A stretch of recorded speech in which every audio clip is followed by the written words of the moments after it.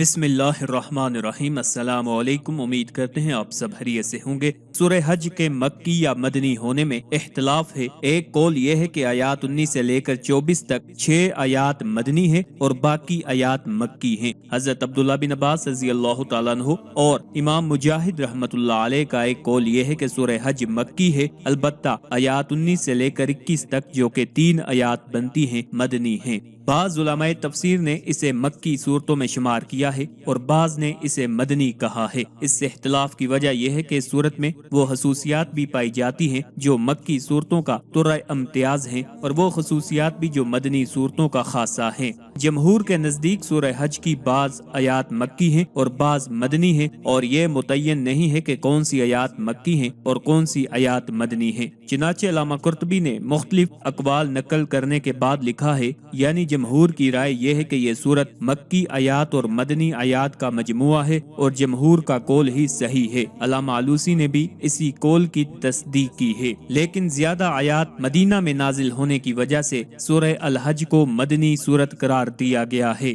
سورہ حج میں 10 رکوع 78 آیات، کل الفاظ 1439 اور کل حروف 5238 ہیں۔ یہ سورت 17ویں پارہ پر مشتمل ہے۔ سورہ حج قرآن کی کتابی ترتیب کے اعتبار سے 22ویں اور ترتیب نزول کے اعتبار سے 103 نمبر پر نازل ہوئی ہے۔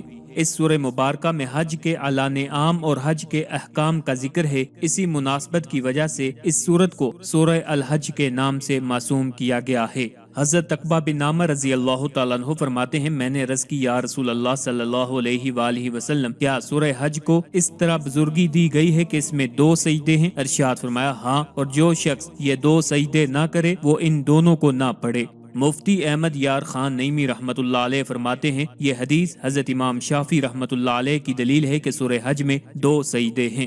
امام اعظم ابو حنیفہ رحمۃ اللہ علیہ کے نزدیک مجموعی اعتبار سے تو 2 سجدے ہیں کہ ایک سجدہ تلاوت اور دوسرا سجدہ نماز، لیکن خاص سجدہ تلاوت کے اعتبار سے ہے۔ سورہ حج میں صرف ایک سجدہ ہے، یعنی کہ پہلا۔ دوسری آیت میں سجدہ نماز مراد ہے، نہ کہ سجدہ تلاوت، کیونکہ وہاں ارشاد ہوا ارکعوا واسجدوا، یعنی سجدہ کا رکوع کے ساتھ ذکر ہوا ہے، اور جہاں رکوع سجدہ مل کر آئیں وہاں سجدہ نماز مراد ہوتا ہے۔ نیز امام طحاوی نے حضرت ابن عباس رضی اللہ تعالیٰ عنہ سے روایت کی ہے کہ سورہ حج میں پہلا سجدہ عظمیت ہے اور دوسرا سجدہ تعلیم۔ نیز یہ حدیث علاوہ ضعیف ہونے کے امام شافعی رحمۃ اللہ علیہ کے بھی خلاف ہے، کیونکہ وہ قرآنی سجدے واجب نہیں مانتے، سنت مانتے ہیں، اور اس حدیث سے وجوب ثابت ہوتا ہے کہ فرمایا جو یہ سجدے نہ کرے وہ یہ سورت ہی نہ پڑھے۔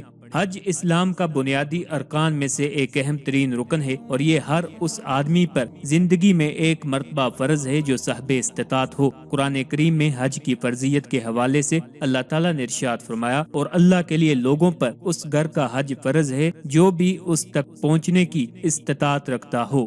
کتب حدیث میں ایسی کثیر روایات ہیں جن میں حج کی اہمیت اور فضیلت بیان کی گئی ہے۔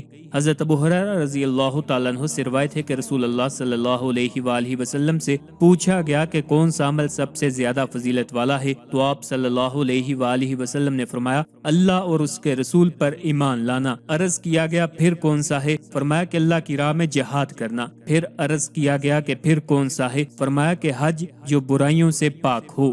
حضرت ابو ہریرہ رضی اللہ تعالیٰ عنہ سے مروی ہے کہ حضور اکرم صلی اللہ علیہ وآلہ وسلم نے فرمایا جو رضائے الہی کے لیے حج کرے جس میں نہ کوئی بہودہ بات ہو اور نہ کسی گناہ کا ارتکاب ہو تو وہ ایسے لوٹے گا جیسے اس کی ماں نے اسے جنا ہے۔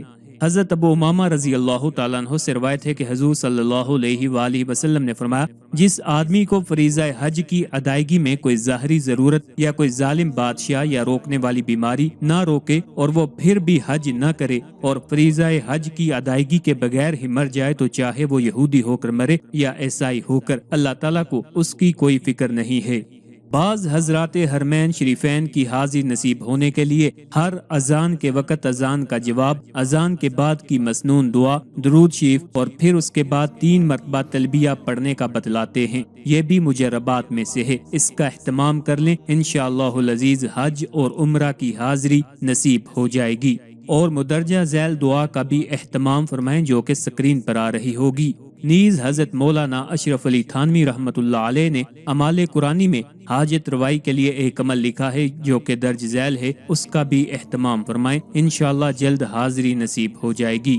وہ عمل یہ ہے کہ بسم اللہ الرحمن الرحیم 12,000 مرتبہ اس طرح پڑھیں کہ جب 1,000 پورے ہو جائیں تو 2 رکعت پڑھ کر اپنی حاجت کے لیے دعا کریں، پھر پڑھنا شروع کریں اور 1,000 بار بسم اللہ الرحمن الرحیم پڑھنے کے بعد پھر اسی طرح 2 رکعت پڑھ کر دعا کریں، غرض اسی طرح 12,000 پورے کریں، انشاءاللہ العزیز جو بھی آپ کی حاجت ہوگی وہ بارگاہ خداوندی سے پوری ہو جائے گی۔ اس صورت کا مرکزی مضمون یہ ہے کہ اس میں حج کی فرضیت، حج کے مناسک، جہاد کی مشروعیت، دین اسلام کے بنیادی عقائد کو دلائل کے ساتھ بیان کیا گیا ہے، اور اس صورت میں مزید یہ چیزیں بیان کی گئی ہیں۔ اس صورت کی ابتدا میں لوگوں کو اللہ تعالیٰ سے ڈرنے کا حکم دیا گیا اور قیامت کے ہولناک مناظر بیان کیے گئے ہیں۔ مخلوق کی موت کے بعد اسے دوبارہ زندہ کرنے پر اللہ تعالیٰ کی قدرت کی دلیل بیان کی گئی کہ جو رب تعالیٰ مردہ نطفے سے انسان کو زندہ اور بنجر زمین کو پانی برسا کر سرسبز کرنے پر قادر ہے، وہ مخلوق کو دوبارہ زندہ کرنے پر بھی قادر ہے۔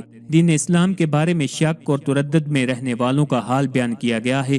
5 قسم کے کفار کو ہونے والا عذاب اور مسلمانوں کو ملنے والی جزا بیان کی گئی ہے۔ حج کے اعلی نعام کا ذکر کیا گیا اور حج اور حرم سے متعلق چند احکام بیان کیے گئے ہیں۔ کفار کے ساتھ جنگ کرنے کی اجازت دی گئی ہے۔ کفار مکہ کو پچھلی امتوں کے احوال سے ڈرایا گیا جب انہوں نے ایمان کی دعوت قبول نہ کی اور وہ عذاب میں گرفتار ہو گئے۔ نبی کریم صلی اللہ علیہ وآلہ وسلم اور مسلمانوں کو اس بات پر تسلی دی گئی کہ وہ شیطان کی گمراہ کن باتوں سے نہ گھبرائیں، کیونکہ وہ ہر نبی اور رسول کی دینی سرگرمیوں میں رخنہ اندازی کرتا رہا ہے اور اللہ تعالیٰ شیطان کی ہر سازش ناکام بنا دیتا ہے۔ مکہ مکرمہ سے ہجرت کے دوران شہید کر دیے جانے والوں اور انتقال کر جانے والوں کی جزا بیان کی گئی ہے۔ قرآن پاک کی عظمت اور شان بیان کی گئی اور یہ بتایا گیا کہ کفار اور مشرکین قرآن مجید کو پسند نہیں کرتے اور وہ انبیاء اور مرسلین سے بغض رکھتے ہیں۔ یہ بتایا گیا کہ اللہ تعالیٰ نے چند فرشتوں کو دیگر فرشتوں پر اور چند انسانوں کو دیگر انسانوں پر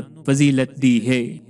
سورہ حج کے مکی یا مدنی ہونے میں اختلاف ہے۔ ایک قول یہ ہے کہ آیات 19 سے لے کر 24 تک 6 آیات مدنی ہیں اور باقی آیات مکی ہیں۔ حضرت عبداللہ بن عباس رضی اللہ تعالیٰ عنہ اور امام مجاہد رحمۃ اللہ علیہ کا ایک قول یہ ہے کہ سورہ حج مکی ہے، البتہ آیات 19 سے لے کر 21 تک جو کہ 3 آیات بنتی ہیں مدنی ہیں۔ بعض علماء تفسیر نے اسے مکی صورتوں میں شمار کیا ہے اور بعض نے اسے مدنی کہا ہے۔ اس سے اختلاف کی وجہ یہ ہے کہ اس صورت میں وہ خصوصیات بھی پائی جاتی ہیں جو مکی صورتوں کا ترہ امتیاز ہیں اور وہ خصوصیات بھی جو مدنی صورتوں کا خاصہ ہیں۔ جمہور کے نزدیک سورہ حج کی بعض آیات مکی ہیں اور بعض مدنی ہیں، اور یہ متعین نہیں ہے کہ کون سی آیات مکی ہیں اور کون سی آیات مدنی ہیں۔ چنانچہ علامہ قرطبی نے مختلف اقوال نقل کرنے کے بعد لکھا ہے، یعنی جمہور کی رائے یہ ہے کہ یہ سورت مکی آیات اور مدنی آیات کا مجموعہ ہے اور جمہور کا قول ہی صحیح ہے۔ علامہ علوسی نے بھی اسی قول کی تصدیق کی ہے، لیکن زیادہ آیات مدینہ میں نازل ہونے کی وجہ سے سورہ الحج کو مدنی سورت قرار دیا گیا ہے۔